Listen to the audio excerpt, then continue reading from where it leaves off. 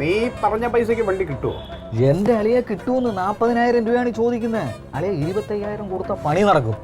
പിന്നെ വിറ്റാലുണ്ടല്ലോ 50,000 രൂപയാണ് കിട്ടുന്നത് എന്ന് പറഞ്ഞാൽ 25,000-ന് 25,000 ലാഭം. കേൾക്കാൻ നല്ല സുഖമുണ്ട്, പക്ഷേ ഇതൊക്കെ നടക്കുമോ? എന്റെ അളിയെ നടക്കുമെന്ന്. നീ ഒരു 25,000 രൂപ മറിക്ക്, നമുക്ക് സംഗതി നടത്താം. പറയാൻ ഭയങ്കര എളുപ്പമായി. എന്ത് ഈ 25,000 ഗുണം എവിടെ? എന്റെ അളിയ വണ്ടി മറിച്ച് വിറ്റാൽ നമുക്ക് 50,000 കിട്ടും. നീ 25,000 വാങ്ങിക്കുന്നതിന് 30,000 കൊടുക്കാന്ന് പറയണം. എന്നാലും നമുക്ക് 20,000 രൂപ നമുക്ക് ലാഭമല്ലേ? അതെങ്ങനെ? വണ്ടി 50,000 രൂപയ്ക്ക് വിൽക്കും, നീ 25,000 രൂപ മറിക്കണം. 5,000 രൂപ അവന് കൂടുതൽ കൊടുക്കാന്ന് പറയണം. അല്ല, ഈ വണ്ടി ഇപ്പൊ 40 ചോദിച്ച ആള് 25-ന് തരുമെന്ന് എന്താ ഉറപ്പ്? അതൊക്കെ ഞാൻ ഉറപ്പിച്ചു വെച്ചിട്ടാണ് വന്നിരിക്കുന്നത്. എന്താ ഉറപ്പ്? 25,000-ന് കിട്ടുമെന്ന്. അത് കാര്യം എന്ന് പറഞ്ഞാൽ ഇത് ഡൽഹി രജിസ്ട്രേഷൻ വണ്ടിയാണ്, മനസ്സിലായ? അതുകൊണ്ടാണ് നമുക്ക് ഈ ചീപ്പായിട്ട് കിട്ടുന്നത്. പിന്നെ അളിയ വേറൊരു കാര്യം എന്താണെന്നറിയോ, എന്റെ കയ്യിൽ ഒരു കാറ്ററിംഗ് കാരുണ്ട്. കാറ്ററിംഗ് അളിയെ കണ്ടിട്ടില്ല? ഈ 60 രൂപ ബിരിയാണിയൊക്കെ ഇതിനകത്തല്ലേ വിൽക്കുന്നത്. നീ കണ്ടിട്ടില്ലേ റോഡിലിട്ട്? ഹലോ, എന്താ കേരള രാഷ്ട്രീയത്തിലെ അധികായന്മാര് തമ്മിലൊരു ചർച്ച? അത് അമ്മാവാ, ഇപ്പൊ പാർലമെന്റ് ഇലക്ഷൻ വരുമല്ലേ, അതുകൊണ്ട് ഞങ്ങൾ ഇപ്പോഴേ ചർച്ച ചെയ്താലേ അടുത്ത ഇലക്ഷനിൽ ഞങ്ങൾക്ക് കാര്യമായിട്ട് പെർഫോം ചെയ്യാൻ പറ്റത്തുള്ളൂ. വേണം വേണം വേണം വേണം, ചർച്ച നിർബന്ധമായിട്ടും വേണം. എല്ലാ പ്രാവശ്യം തോറ്റതിനേക്കാൾ കൂടുതൽ എങ്ങനെ തോൽക്കാം എന്നതിനെ കുറിച്ചൊരു ചർച്ച നല്ലതാ. അമ്മാവ കൂടുതൽ കളിയാക്കണ്ട. ഞങ്ങളിപ്പോ ഡൽഹി നേരിട്ടുകൊണ്ടിരിക്കുന്ന വളരെ രൂക്ഷമായ ഒരു പ്രശ്നമുണ്ട്, അതിനെക്കുറിച്ചൊന്ന് ചർച്ച ചെയ്തുകൊണ്ടിരിക്കുക. അത് ശരി, അപ്പൊ കേരളക്ക് വിട്ട് ഡൽഹിയിലേക്കാണ്? പാർലമെന്റ് ആണല്ലോ, ആവാം. അതെ, നമുക്ക് വണ്ടി എടുക്കാൻ ഒരു ഇരയാണ്. നമുക്ക് അമ്മാവനായിട്ടൊന്ന് ചർച്ച ചെയ്യാം. നീ വാ. അല്ല അമ്മാവാ, ഈ വിഷയത്തിൽ അമ്മാവന്റെ അഭിപ്രായം എന്താണെന്ന് എനിക്കൊന്ന് അറിയണം. അപ്പൊ ഈ ഡൽഹി നേരിടുന്ന ഈ പ്രശ്നത്തെക്കുറിച്ച് അമ്മാവന്റെ ഒരു അഭിപ്രായം കൂടി അറിഞ്ഞാല് നമുക്ക് എന്തെങ്കിലും ഡൽഹിക്ക് ഒരു ഗുണം ഉണ്ടാവുക. അല്ല, ഞാൻ ചോദിക്കട്ടെ, ഇപ്പൊ ഡൽഹിക്ക് ഇപ്പൊ എന്താ പ്രശ്നം? ഡൽഹിയിൽ ഇപ്പോ ഓക്സിജൻ ഇല്ലല്ലോ ശ്വസിക്കാൻ. ഇല്ല. എന്താ അമ്മാവാ? അതെ, ഈ ഡൽഹിയിൽ ഈ വാഹനങ്ങളുടെ അതിപ്രസരണം കാരണം പൊല്യൂഷൻ, പുക, അന്തരീക്ഷ മലിനീകരണം നടന്ന ആകെ പ്രശ്നത്തിലാണേ. അപ്പൊ അവിടെ ഈ മലിനീകരണത്തിന്റെ കാര്യം എന്ന് പറഞ്ഞാൽ വാഹനങ്ങളാണ്. അപ്പൊ അതുകൊണ്ട് സർക്കാർ ഒരു ഉത്തരവിട്ടേക്കാണ് 15 വർഷം പഴക്കമുള്ള വാഹനങ്ങളെയൊക്കെ അവിടെ നിന്ന് ഒഴിവാക്കാൻ. അതിനിപ്പോ നിങ്ങൾ എന്തിനാ ടെൻഷൻ അടിക്കണം? അവിടെ വണ്ടിയൊന്നും ഇല്ലോ? വണ്ടി ഇല്ല എന്നല്ല അമ്മാവാ, ഇപ്പൊ ഈ ഡൽഹി ഇങ്ങനെ കിടന്ന് ഈ ശ്വാസം മുട്ടില്ല, ആൾക്കാർക്ക് ശ്വസിക്കാൻ നല്ല വായു ഇല്ലാതിരുന്ന. അപ്പൊ എന്ത് ചെയ്യണം, കുറെ അവിടെയുള്ള പഴയ വാഹനങ്ങളെ അവിടെ നിന്ന് അങ്ങോട്ട് മാറ്റണം. അതിന്റെ ഭാഗമായിട്ട് നമ്മൾ കുറച്ച് പഴയ വാഹനങ്ങൾ അവിടെ നിന്ന് ഇങ്ങോട്ടേക്ക് മാറ്റുന്നു. എവിടേക്ക്? കേരളത്തിലേക്ക്.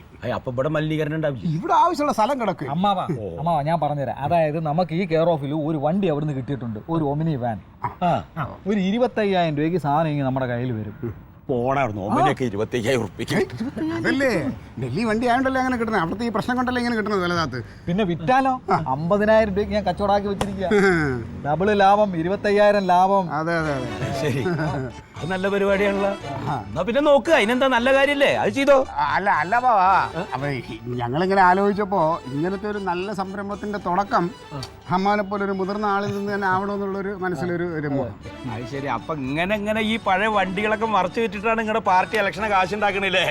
അല്ല, അത് വേറെ. ഇത് പാർട്ടിക്ക് അവിടെ ഒരു നല്ല പേരുണ്ടാവും നമ്മളിത് ചെയ്യുമ്പോ. പിന്നെ നമുക്ക് എന്തെങ്കിലും ചെറിയ വെള്ളം കുടിക്കുമ്പോഴേ കിടക്കാനൊക്കെയുള്ള ഒരു സംഭവം, നമ്മുടെ കാര്യങ്ങൾ നടന്നു പോകും. അപ്പൊ അതിനൊരു പ്രായമായ ആള് വേണമെങ്കിൽ ഇപ്പൊ നിങ്ങളുടെ പ്രസിഡന്റിന് ഒരു 10-60 വയസ്സായിണ്ടാവില്ലേ? മൂപ്പരെ കൊണ്ടാണ് ജയിക്കേ. അതൊക്കെ പിന്നെ പാർട്ടിയിൽ വേറെ ചീത്തപ്പേരും സംസാരങ്ങളും ഉണ്ടാവും. ഇത് പുറത്തുനിന്നുള്ള ഒരാളാകുമ്പോ നമുക്ക് കാണുമ്പോൾ ഒരു ഗമയായി, ഇങ്ങനെ ഒരാൾ ഇങ്ങനെ ഒരു കാര്യം ചെയ്യുമ്പോൾ എന്നിട്ട് പറയാലോ ഞങ്ങൾ പ്രേരിപ്പിച്ചിട്ടാണ് അമ്മാവൻ ഇത് ചെയ്തതെന്നൊക്കെ പറയാം. പാർട്ടിക്ക് ഒരു നല്ല പേരും. അമ്മാവനെ കണ്ട ഒരു ആട്ടിത്തുണ്ട്. അതെ, കാര്യം ചോദിക്കട്ടെ, ഇപ്പൊ ഈ വണ്ടി മറിച്ച് വെക്കണോണ്ട് പാർട്ടിക്കാണോ ഗുണം അതോ നിങ്ങൾക്കാണോ ഗുണം?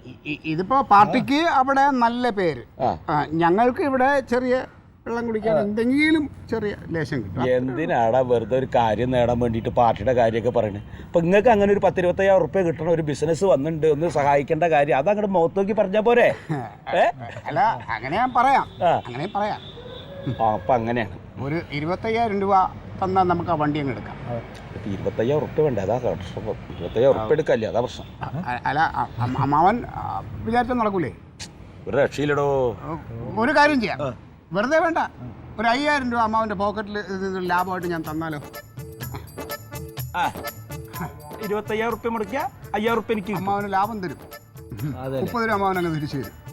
ബാക്കി ചെറിയ എന്തെങ്കിലും ലാഭം ഞങ്ങൾ രണ്ടാളും.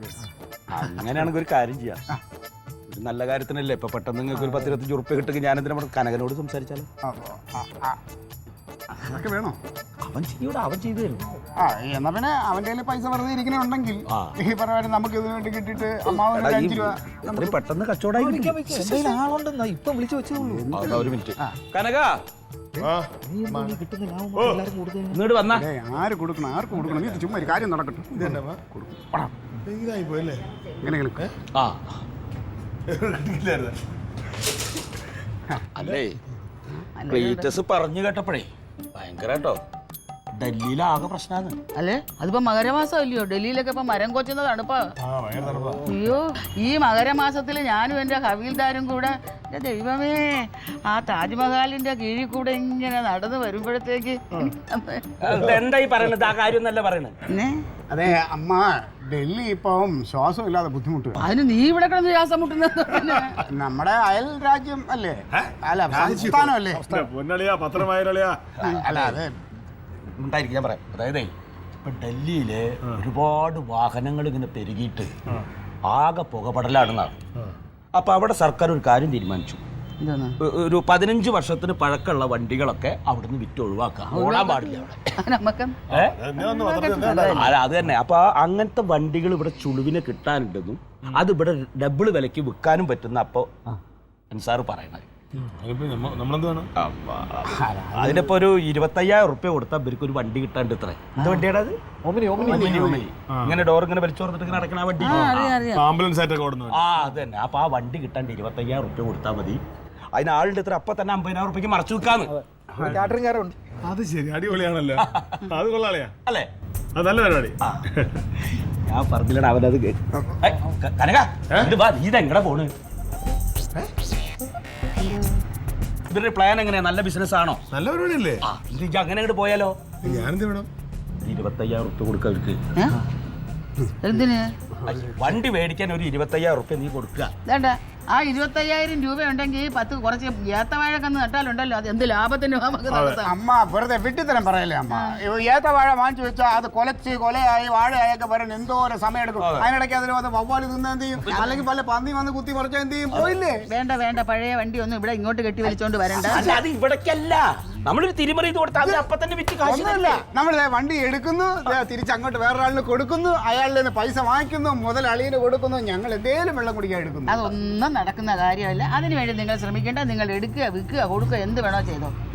തങ്കത്തിന് വേണ്ടി സഹായം ചെയ്യാൻ വേണ്ട, അങ്ങനത്തെ വലിയ സഹായം ഒന്നും വേണ്ട. അതിനേക്കാളും അവളിവിടെ ചുമ്മാ ഇരിക്കുക. എന്താ അമ്മ ജമന്തി വിളിച്ചു കേട്ടോ? ജമന്തി വിളിക്കുന്നു. ആവശ്യമില്ലാത്ത കാര്യങ്ങളിലൊന്നും ഇടപെടരുത്. ഞാൻ കാര്യമായിട്ടാണ് പറഞ്ഞ് മനസ്സിലാക്കുന്നത് കേട്ടാ. ഇനിയിപ്പം കണ്ടു കിട്ടാത്ത കുഴപ്പമേ ഉള്ളൂ, ബാക്കിയെല്ലാം ഇവിടെ. നിനക്കെന്താ കുഴപ്പം?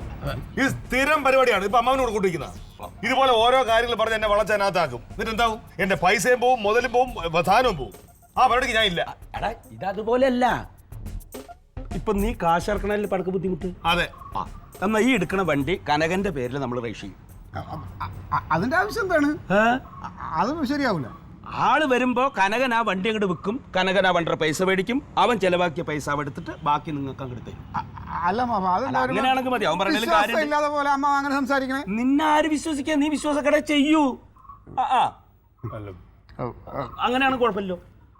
എനിക്ക് എന്തിനാണ് ഈ പൊല്ലാപ്പിനൊക്കെ പോകുന്നത്? വെറുതെ നമുക്കൊരു ലാഭമില്ലാത്തൊരു കാര്യത്തിൽ നമ്മൾ ഇതിന് പൈസ കൊടുക്കുന്ന കാര്യം. ശരി, അമ്മാവൻ പറഞ്ഞ പോലെ സമ്മതിച്ചു. ഇപ്പം അങ്ങനെയെങ്കിൽ അങ്ങനെ വിശ്വാസം. എനിക്കെന്ത് ലാഭം? വെറുതെ നമ്മൾ ആവശ്യമില്ലാത്ത പൈസ. ഒരു കാര്യം ചെയ്യാം, എന്തെങ്കിലും ചെറിയ ലാഭം നമുക്ക് കിട്ടുള്ളൂ. അതിൽ നിന്ന് ഒരു ചെറിയ ലാഭം നിനക്കും കൂടെ തരാം. 10,000-2,000 രൂപ വെള്ളം കുടിക്കാൻ തരാം. പിന്നെന്താ കുഴപ്പം? പിന്നെ തങ്കത്തിനൊരു ഗുണമല്ലടാ. ഞാനൊരു കാര്യം, എനിക്ക് ഈ പരിപാടി ആറ്റുന്ന യാതൊരു ഇത് എനിക്ക് പരിചയമില്ല. ഈ വണ്ടി ഇവിടെ മേടിച്ച ഇവിടെ കണ്ടറാ നോക്കുമ്പോൾ ഇവിടെ കിടക്കും. പിന്നെ ഇത് ആര് വിൽക്കും കൊണ്ടിടന്നു? എന്റെ കനക, ഇത് ഞങ്ങൾ വർഷങ്ങളായിട്ട് ചെയ്യുന്ന ബിസിനസ് അല്ലേ. എന്റെ കയ്യിലാണ് ഇപ്പൊ ഒരാള് നിൽക്കുകയാണ്, ഒരു കാറ്ററിംഗുകാരൻ. ഇരട്ടി പൈസക്ക് എടുക്കാൻ 50,000 രൂപ കച്ചവടം പറഞ്ഞു വെച്ചിരിക്കുക. പിന്നെ കനക ചിലപ്പോഴേ കനകന് ഇത് വണ്ടി കാണാൻ പറ്റില്ലെന്ന് വരും. അതല്ല പരിപാടിയാണ്, ഞാൻ പൈസ കൊടുത്തില്ല. അതല്ല അത് പറഞ്ഞത്, ഞാൻ പറഞ്ഞ അതല്ല. അതായത് കനകന്റെ കാശ് ഇങ്ങോട്ട് മേടിച്ചു കൊണ്ടുപോയി ആ മറ്റേ ഓണർക്ക് ആ പൈസ അങ്ങോട്ട് കൊടുത്തിട്ട് ആ വണ്ടി ഞങ്ങൾ ഇങ്ങോട്ട് മേടിക്കുന്നു, കാറ്ററിംഗുകാരന് കൊടുക്കുന്നു. അപ്പൊ തന്നെ ചിലപ്പോ കനകന് എഴുതാനുള്ള സമയം പോലും വേണ്ട. ഇത് മിന്നൽ കച്ചവടം. എല്ലാം പെട്ടെന്നായിരിക്കും. അളിയൊരു കാര്യം ഞങ്ങൾ കൊണ്ടുവന്ന് നിന്റെ മുതലങ്ങ് തരുന്നു. ഞങ്ങൾ വെള്ളം കുടിക്കാനുള്ള എന്തെങ്കിലും എടുക്കുന്നു. എന്തെങ്കിലും കിട്ടിയ കിട്ടിക്കോട്ടെ, അവര് നല്ല കാര്യമല്ലേ. എല്ലാ അമ്മാവനെ ഇതിന്റെ പിറകടക്കാൻ എനിക്ക് പറ്റൂല. ഞാൻ ഉണ്ടല്ലോ, ഞാൻ പറഞ്ഞിട്ടുണ്ട്. ഞാൻ നിന്നോളാം. എനിക്ക് കുഴി ചാടാൻ വയ്യാത്തതാണ് പറയുന്നത്. ഞാൻ ഉറപ്പ് പറയണു, നിന്റെ കാശ് നിനക്കങ്ങോട്ട് തിരിച്ചു തരും. എന്താ ആയിക്കോളി, ഞാൻ തരാം.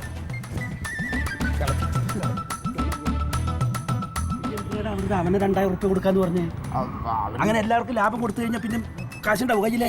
അല്ല അമ്മാവ, അത് അവൻ ഇതിൽ നിന്ന് മാറിപ്പോയിരിക്കാൻ വേണ്ടി പറയാം. അങ്ങനെയൊന്നും പറയണ്ട. അതെ, കൊടുക്കണ്ട. അവന് കൊടുക്കണ്ട. 7000 ഉറുപ്പ്യ എനിക്ക് തന്നാ മതി. അമ്മാവൻ 5000 അല്ലേ തരാന്ന് പറഞ്ഞു. എനിക്കുള്ള 5000, അവനുള്ള 2000, അങ്ങനെ 7000. ഓക്കെ ആണെങ്കിൽ പറയാം. അല്ലെങ്കിൽ അല്ല ഞാൻ ഓക്കെ ഓക്കെ എന്നാ ഓക്കെ. അങ്ങനെയാണെങ്കിൽ ഓക്കെ.